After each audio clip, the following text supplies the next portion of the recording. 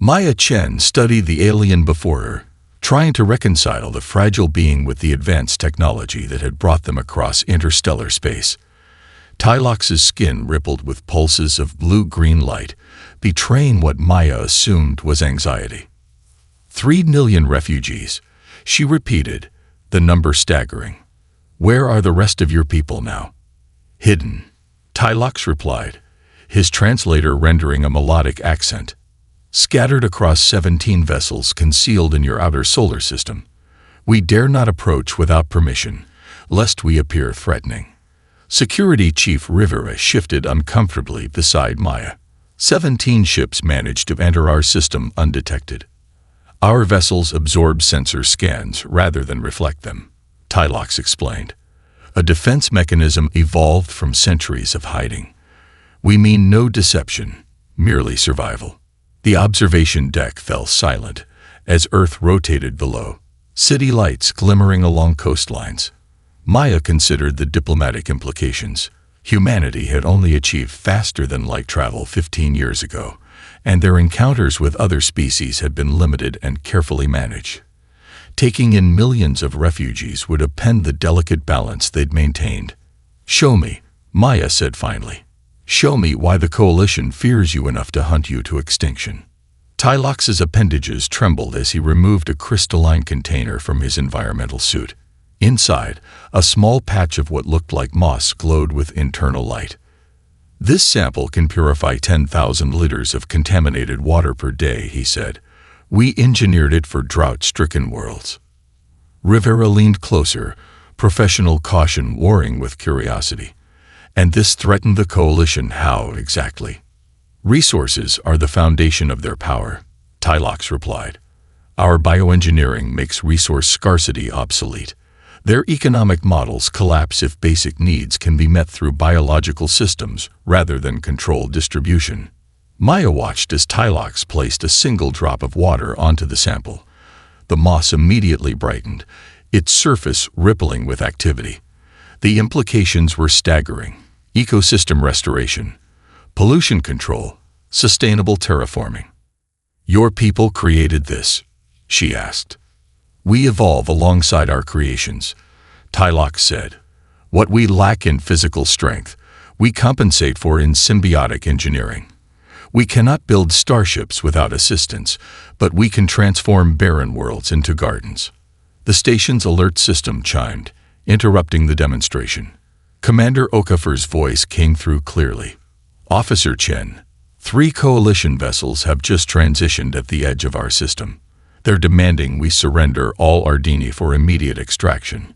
Maya met Tylox's large eyes, seeing the fear there. How did they find you so quickly? They've been tracking us across 17 systems, Tylox said quietly. We've left behind families, friends, entire settlements. Earth truly is our final hope. Maya made a decision that would change humanity's path forever. Commander, please inform our visitors that we're discussing a potential asylum request and require time for diplomatic consideration. After the communication ended, Rivera stared at her. You realize what you're doing. We can't fight the Coalition. Perhaps not, Maya agreed, watching Tylox's skin pulse with what she now recognized as gratitude. But neither can we abandon those who've come to us for protection. That's not who we are. She turned back to the viewport, watching as Earth continued its eternal rotation. Somewhere down there, humanity would need to make room for beings who had been rejected by the stars, and prepare for the consequences of their compassion. The emergency meeting of the United Earth Council stretched into its 5th hour. Holographic displays showed the Coalition vessels maintaining position at the edge of the solar system, their weapons systems powered but not yet targeting Earth defenses. 3 million refugees, General Santos repeated, pacing the chamber floor. Our colonial outposts combine barely house that many people. The resource requirements alone would strain our economy for decades. Dr. Patel's fingers danced across her tablet, projecting new simulations. These preliminary analyses of Ardini bioengineering suggest they could accelerate our terraforming projects on Mars by at least 30 years. Their atmospheric processors could make Venus habitable within a single generation. Admiral Yamamoto shook his head. Impressive capabilities, but irrelevant if the coalition reduces our cities to glass before any projects begin. The chamber doors slid open, admitting Maya Chen with Tylox following cautiously behind. The aliens' movements were hesitant under Earth's gravity, each step clearly requiring effort. President Okafor stood. Ambassador Tylox, we've reviewed your request and have many questions. Before Tylox could respond, the emergency alert system activated. The central display shifted to show 3 coalition representatives requesting immediate entry to the council chambers. President Okafor exchanged glances with her security team, then nodded reluctantly. The coalition representatives entered with the practiced synchronization of beings accustomed to intimidating others. Their leader, a towering reptilian being with ceremonial armor designating his rank as Senior Adjudicator, fixed his compound eyes on Tylox. The detainment of designated biological anomalies violates Section 12 of the Interspecies Contact Protocols, the adjudicator stated, his translator rendering the words in flat, emotionless tones. Earth has not yet been granted full diplomatic recognition. Your interference in coalition internal matters jeopardizes your species' application status. President Okafor stepped forward. The Ardini came to us seeking asylum. Under our laws, we're obligated to consider such requests. Primitive sentiment, the adjudicator replied. These beings were deemed non-viable through proper evolutionary assessment. Their continued existence diverts resources from species with superior survival characteristics. The council chamber fell silent. Maya watched the faces of Earth's leaders, seeing the dawning comprehension of what the coalition truly represented. Tylox moved forward, his fragile form trembling but determined. "Show them," he said quietly to Maya. She nodded, activating the data crystal Tylox had provided. The central display filled with images. Ardini settlements being systematically destroyed, their inhabitants corralled onto processing ships, entire families separated and catalogued like specimens. The coalition's proper evolutionary assessment, Maya explained, her voice steady despite her disgust. Forced sterilization, experimental procedures, medical testing without consent. General Santos stared at the images, his earlier objections forgotten. This is genocide. The adjudicator remained unmoved. Resource optimization. The Ardini consume but cannot contribute meaningfully to galactic progress. President Okafor stepped down from the council platform, approaching the coalition representatives directly. Though physically dwarfed by the aliens, she showed no sign of intimidation. Throughout human history, she said quietly, we've heard similar justifications for unspeakable acts. These people are different. These people are lesser. These people don't deserve to exist. Each time, we learned the same painful lesson. She turned to address the full council, her decision evident in her posture. Humanity will not stand aside while sentient beings are exterminated for the crime of being different. Not now. Not ever. The Louisiana morning sun filtered through the cypress trees, casting dappled shadows across the floating research platforms. 3 months after humanity's decision, the New Orleans integration zone had transformed from concept to reality. Lieutenant Rodriguez walked the elevated pathway connecting the human section to the Ardini biodomes, nodding to the mixed security teams patrolling the perimeter. The water purification rate has exceeded our projections by 37%, Dr. Eliza Washington explained, consulting her tablet as they walked. Areas we projected would take years to detoxify are showing remarkable recovery in weeks. Rodriguez paused at a viewing platform overlooking what had once been a chemical dumping ground. Now patches of vibrant plant life spread across the water's surface, their roots extending deep into the contaminated sediment. The governor's impressed, he admitted, though the military presence makes him nervous. Dr. Washington shrugged. 3 pirate incursions in 2 months justifies caution. They continued toward the central biodome, where Neri, the Ardini lead researcher, awaited them. The dome's entrance decontamination sequence washed over them. The microscopic filters and Ardini innovation that removed even the smallest particles from their clothing and skin. Inside, the gravity was slightly reduced to accommodate Ardini physiology. Neri floated toward them, her translucent appendages gently propelling her through the modified atmosphere. "Lieutenant Rodriguez, your timing is excellent," she greeted him, her voice melodic through the translator. "We've completed the first phase of the collaboration project." She guided them to a sealed chamber where several human researchers worked alongside Ardini specialists. In the center, a tank contained what appeared to be ordinary mud. "This doesn't look revolutionary," Rodriguez observed. Neri's skin pulsed with patterns that Dr. Washington had taught him indicated amusement. "Appearances deceive. This substrate contains engineered microorganisms that bond with human agriculture. The resulting crops will yield triple the nutritional value while requiring 60% less water." Rodriguez whistled. "No wonder the coalition wanted to control your people. Their mistake was believing that physical frailty equates to uselessness," Neri replied. "Just as they underestimate humans, because your technology lags behind theirs." The facility's alert system interrupted them, a soft chime followed by a security officer's voice. "Lieutenant Rodriguez, we have an unauthorized approach." 3 vessels came out of nowhere. "Marine response teams are deploying. Probability of pirates at 87%. The security AI calculated in its neutral tone. "Get everyone to the shelter zones," Rodriguez ordered, already moving toward the exit. "Dr. Washington, initiate lockdown protocols." Neri followed him, her movements surprisingly quick in the reduced gravity. "Our defense systems." "Stay inside," Rodriguez cut her off. "These raiders come prepared for Ardini biological countermeasures. They're not prepared for Marines." Outside, Rodriguez jogged to the command post where tactical displays showed 3 stealth craft approaching from the Gulf. His squad was already gearing up, their faces grim but determined. "They're after the biotech," his second-in-command said. "Intelligence says these samples would fetch millions on the black market." Rodriguez checked his weapon. Then they shouldn't have come to Earth to get it. From the biodome, Neri watched through a visualization panel as human defenders moved with practiced precision, setting up overlapping fields of fire. Unlike the Ardini, who had evolved without predators and developed no natural defenses, humans moved like beings who had spent millennia as both predator and prey.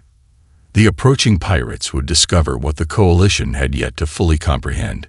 Humanity's greatest strength wasn't in their technology, but in their unwavering determination to protect what they considered their own. The Mount Fuji research facility hummed with activity as scientists worked around the clock. 6 months into the Earth-Ardini partnership, the underground complex had become the epicenter of the most revolutionary medical research in human history. Dr. Marcus Kim stared at his screen, running the simulation for the 12th time. The results remained consistent, defying everything medical science had previously believed possible. "It's not just accelerated healing," he muttered to himself. "The cellular memory architecture is completely transformed." Beside him, Neri manipulated the holographic projection with delicate movements of her appendages. The 3-dimensional model showed human stem cells interwoven with Ardini biostructures, creating something entirely new. "Your species' adaptability is the missing component," she explained. "For generations, we tried to perfect our regenerative techniques, but Ardini cells lack the resilience to withstand rapid transformation." Dr. Kim adjusted the simulation parameters, and our cells lack the precision to direct targeted healing. Together, though. The laboratory doors slid open as Maya Chen entered, now bearing the insignia of Earth's chief diplomatic officer. The position had been created specifically to manage the increasingly complex relationship between humanity and their alien refugees. "Please tell me you have good news," she said, fatigue evident in her voice. "The coalition diplomatic pressure is intensifying. 3 more worlds have cut trade agreements with us." Dr. Kim and Neri exchanged glances. "We're ready for human trials," Kim said. Maya's eyes widened. "How confident are you?" 93% success probability. Neri responded, her skin pulsing with excited patterns. The combined therapy addresses conditions previously considered untreatable. Before Maya could respond, an emergency alert flashed across all screens. The facility's director, Dr. Yamada, appeared on the main display, her expression grave. We have a situation on Mars. The Olympus Mons mining colony has experienced a catastrophic pressure failure. 53 workers suffered severe radiation exposure when their shielding collapsed. Medical teams estimate none will survive longer than 72 hours. The room fell silent. Maya looked at Kim and Neri. Your treatment? Theoretical, Kim admitted. We haven't even begun human trials. The alternative is certain death, Neri said quietly. Their cellular damage matches our test parameters. Dr. Yamada's voice cut through their deliberation. Earth Medical Authority is requesting your recommendation. They're preparing emergency transport for all affected miners. Dr. Kim took a deep breath. Tell them we're preparing treatment protocols. We'll need full biometric data on all patients and immediate transport to this facility. After the communication ended, Maya studied the scientists. You understand what's at stake. If this fails, if this succeeds, Neri interrupted, her translator struggling to convey her intensity. We prove that the coalition's fundamental philosophy is flawed. That cooperation between different species creates possibilities neither could achieve alone.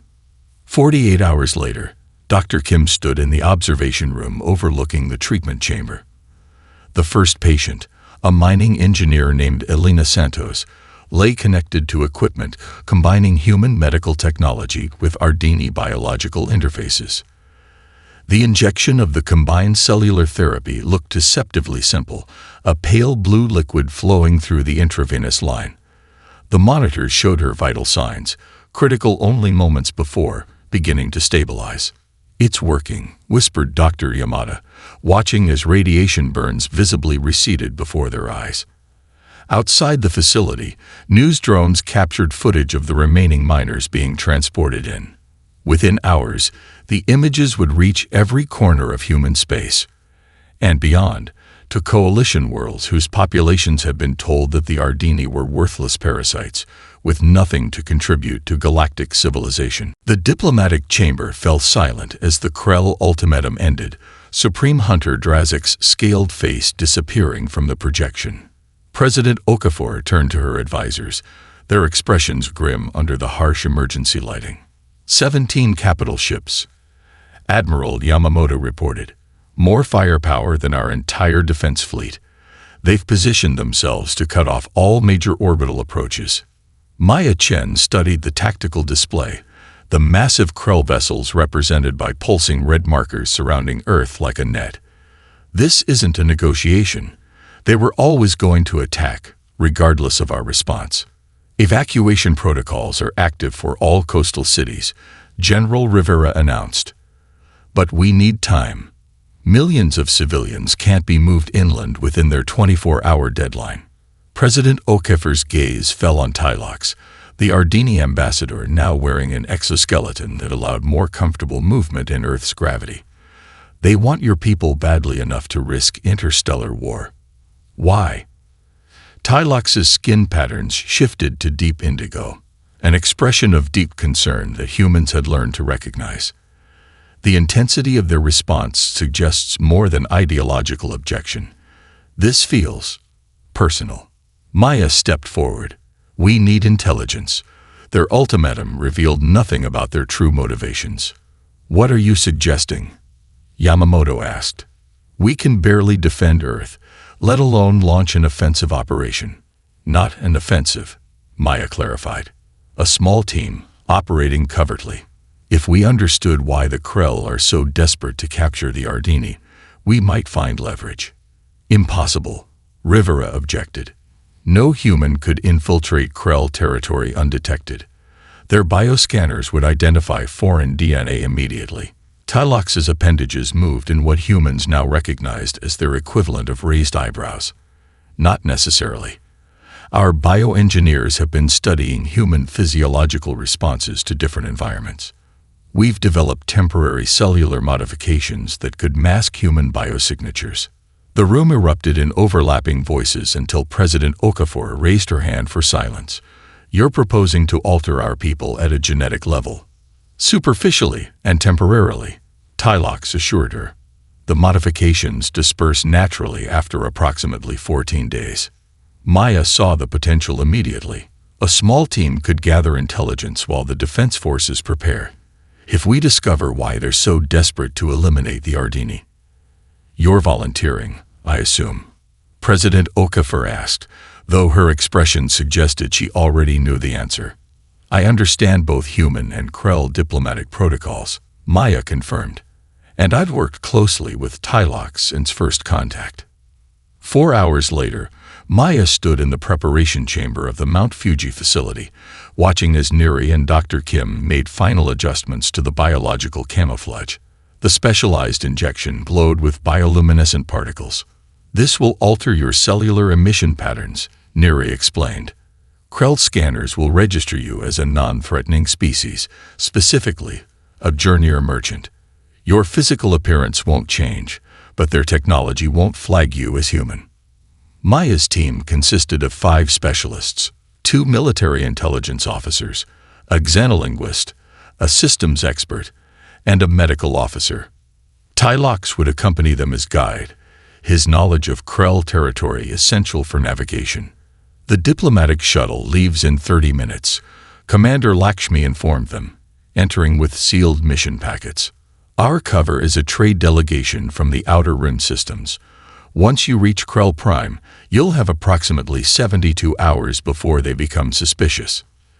As the injection entered her bloodstream, Maya felt a momentary warmth spreading through her body. The mission's risks were extreme, but the alternative was unthinkable, watching Earth burn because they had chosen compassion over abandonment. Find what we need, President Okafor had told her during the final briefing. We'll hold the line here as long as possible. The unspoken truth hung between them. Without new information, that line would not hold for long. The orbital defense platform Sentinel-7 erupted in a brilliant flash as Krell plasma torpedoes found their mark. Admiral Yamamoto watched from the command center as the tactical display updated, another blue indicator vanishing from Earth's protective grid. Platforms 3 and 5 are redirecting coverage, Lieutenant Commander Zhao reported, her fingers dancing across the holographic controls. Ground-based interceptors are at maximum capacity. Yamamoto nodded grimly. Status on the Lazarus Protocol deployment. 70% of forward combat units have received the treatment, Zhao confirmed. Early reports indicate. She hesitated, checking her data, significant enhancement to combat effectiveness. The Admiral studied the main view screen where Krell landing vessels pushed through Earth's atmosphere, their hulls glowing red-hot from the friction. The invasion had begun exactly as their tactical simulations had predicted, with one critical difference. The human defenders were proving far more resilient than the Krell had anticipated. In the New Mexico Forward Operating Base, Captain Sarah Martinez wiped blood from a gash on her forehead, the wound already closing thanks to the Ardini symbiotic organisms now flowing through her system. Around her, the remnants of her platoon regrouped, soldiers who should be dead or incapacitated moving with renewed purpose. They're targeting our communication nodes, her lieutenant reported, limping forward despite a leg injury that would normally have removed him from combat. Standard divide and isolate tactics. Martinez checked her ammunition, the neural interface of her combat system showing diminished but adequate supplies. Let them think it's working. Fall back to position Echo and prepare the ambush. Near what had once been the boundary of Yellowstone National Park, the Krell 3rd Strike Force advanced through a narrow valley, their heavy assault platforms crushing vegetation beneath segmented metal treads. Commander Grechthal surveyed the battlefield through enhanced optics, mandibles clicking in satisfaction at the apparent human retreat. Primitive tactics, he commented to his second-in-command. They fall back rather than face superior firepower. Supreme Hunter Drazik predicted greater resistance. His tactical officer approached with evident unease. "Commander, we've lost contact with forward units 7 through 12. Last transmissions indicated successful neutralization of human defenders, then nothing." Grechthel's compound eyes narrowed. "Sensor malfunction. These humans possess insufficient technology to." The valley erupted as buried explosives detonated in sequence, channeling the force upward into the vulnerable undersides of Krell assault platforms. From concealed positions on both ridgelines, human defenders opened fire with weapons modified according to Ardini specifications, projectiles coated with compounds that disrupted Krell energy shielding on contact. Most shocking to the Krell command was the appearance of human soldiers they had confirmed as eliminated in earlier engagements, fighting with seemingly impossible determination despite visible injuries. In the Mount Fuji facility, Neri and Dr. Kim monitored the biometric data flowing in from combat units across the planet. The symbiotic organisms were performing beyond expectations, temporarily reinforcing damaged human tissues and accelerating natural healing processes by factors of hundreds. Their combat effectiveness increases the more desperate the situation becomes, Neri observed with wonder. It contradicts every logical survival model. Dr. Kim nodded, watching as a soldier's critical injuries stabilized enough for them to rejoin the fight. That's humanity's greatest weapon. Logic says surrender when defeat is inevitable. We say fight harder. Aboard his command vessel, Supreme Hunter Drazik received increasingly disturbing reports. The carefully calculated casualty projections had assumed standard human biological limitations. Now, field commanders reported human soldiers continuing to fight despite injuries that should have been incapacitating. "Impossible," he hissed, reviewing the footage himself. "No species continues functioning with such damage." His science officer's voice held uncharacteristic uncertainty. "The humans appear to have integrated Ardini biological capabilities.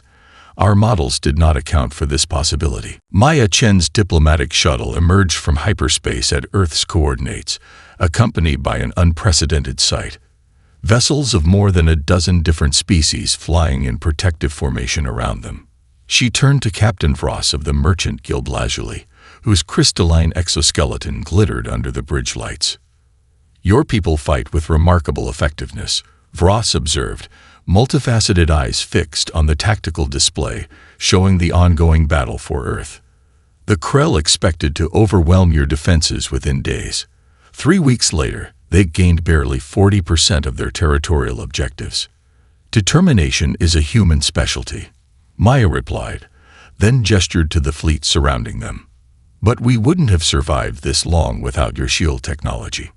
The bridge doors opened as Tylox entered, accompanied by Krell Subcommander Ractor, one of several young warriors who had broken from Drazik's command after learning the truth about their species' genetic degradation. "The Versailles scout ships report 4 more Krell battle cruisers have withdrawn from the conflict," Ractor announced, his normally aggressive Krell speech patterns noticeably subdued. Supreme Hunter Drazik faces unprecedented resistance from provincial commanders. Many refuse to commit additional forces to what they now call the human quagmire. Maya nodded, relief momentarily visible on her exhausted face. "And the medical distribution." Tylox's skin pulsed with what humans now recognized as cautious optimism. "Dr. Kim's modified treatment has been synthesized by the Lazuli medical ships. Distribution to affected Krell enclaves has begun through neutral channels."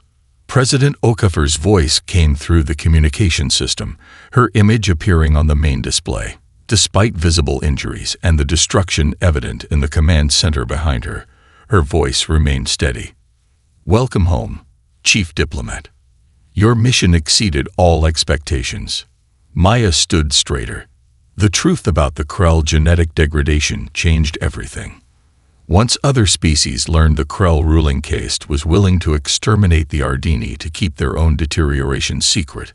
17 former coalition members have pledged support to Earth, Vross interjected. "The Lazuli Merchant Consortium has never taken sides in military conflicts, But biological warfare against an entire species crosses boundaries no civilized society can accept. President Okafor's expression remained guarded. The Krell forces haven't withdrawn yet. They soon will, Rakhtar predicted with the certainty of one who understood Krell military doctrine intimately. Not because of battlefield losses, though those are substantial. The political structure is fracturing. Junior castes learn daily that the treatment they've been denied exists because of human Ardini cooperation. The view screen shifted to show real-time images from across Earth. In the devastated remains of coastal cities, strange new structures grew from the rubble.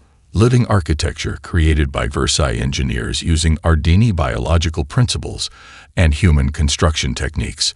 Wounded soldiers received treatment from Lazuli medical teams using the enhanced regeneration therapy, recovering from injuries that would have been fatal weeks earlier. Most striking were the hybrid defense systems now protecting key planetary installations. Drell gravitic generators paired with human targeting systems and reinforced by Ardini biological components. No single species could have created such technology, but together, they form something entirely new. Maya turned to the assembled representatives, beings from species once deemed evolutionary failures by coalition standards, now standing united. "This is just the beginning," she told them. "The alliance of mutual advancement needs a formal structure, treaties, governance frameworks, research collaboration protocols." Vross made the clicking sound his species used to indicate agreement. Indeed, the coalition defined advancement as domination of others. We define it as elevation of all. Across the solar system, vessels bearing a new emblem, an open hand supporting diverse stars, moved into defensive positions, their crews no longer defined by species but by shared purpose. The Singapore spaceport gleamed in the morning sun, its architecture a harmonious blend of human design and alien influences. 1 year to the day since the Ardini arrival, representatives from 23 species gathered beneath the massive transparent dome that had once been Earth's primary commercial launch facility. Maya Chen adjusted her formal diplomatic attire. The Medal of Honor President Okafor had insisted she accept catching the light. Beside her, Tylox wore an exoskeleton of unprecedented sophistication, a collaboration between human engineers and Drell manufacturers that allowed him to move with almost natural grace despite Earth's gravity. "Hard to believe it's only been a year," she said, watching as the Vril colony representative, a swarm of microscopic beings forming the humanoid shape, engaged in animated conversation with the ambassador from the silicon-based Drell Confederacy. "Time perception is relative," Tylox replied, his skin pulsing with the patterns humans now recognize as thoughtful reflection. "For some species here, a year constitutes a significant percentage of their lifespan. For others, barely a moment." Dr. Kim approached, accompanied by Neri and a Krell physician whose modified armor indicated membership in the newly formed Medical Exchange Council. "The final clinical trials exceeded expectations," Kim reported. "The genetic stabilization treatment has been successfully adapted for all 17 species with compatible biology, including the Krell junior castes." The Krell physician added, mandibles clicking with emphasis. "The Reformation government has officially acknowledged the deception perpetrated by the previous regime and extended formal apologies to both humanity and the Ardini." Neri's skin rippled with what Maya had learned was the Ardini expression of satisfaction, a particularly significant achievement considering Krell cultural resistance to admitting error. The ceremony began as President Okafor took her position on the central platform, surrounded by the flags and emblems of all member species. Above them, in geosynchronous orbit, the combined fleet that had defended Earth now served as the Alliance's peacekeeping force. 1 year ago, Okafor began, her voice carrying through the translation systems that rendered her words simultaneously in 23 different languages. "A desperate refugee species arrived at our world-seeking sanctuary. Today, we gather not as the protectors and the protected, but as equal partners in an unprecedented interstellar community. Maya watched as various representatives nodded, pulsed, vibrated, or otherwise indicated agreement according to their biological nature. The coalition believed that strength came from inherent biological superiority. Okafor continued. They classified species as worthy or unworthy based on narrow definitions of evolutionary success. What they failed to understand, what we have proven beyond doubt, is that true advancement comes not from perfection, but from complementary abilities. On the massive display behind her, images appeared showing the transformation across Earth and beyond. Devastated cities rebuilt using living architecture, waterways purified through Ardini bioengineering, orbital habitats constructed with Drell gravitational technology, defense systems incorporating technologies from a dozen different species. Most striking were the medical facilities where the once deadly cellular degeneration affecting 7 different species, including the Krell, was being systematically treated and reversed.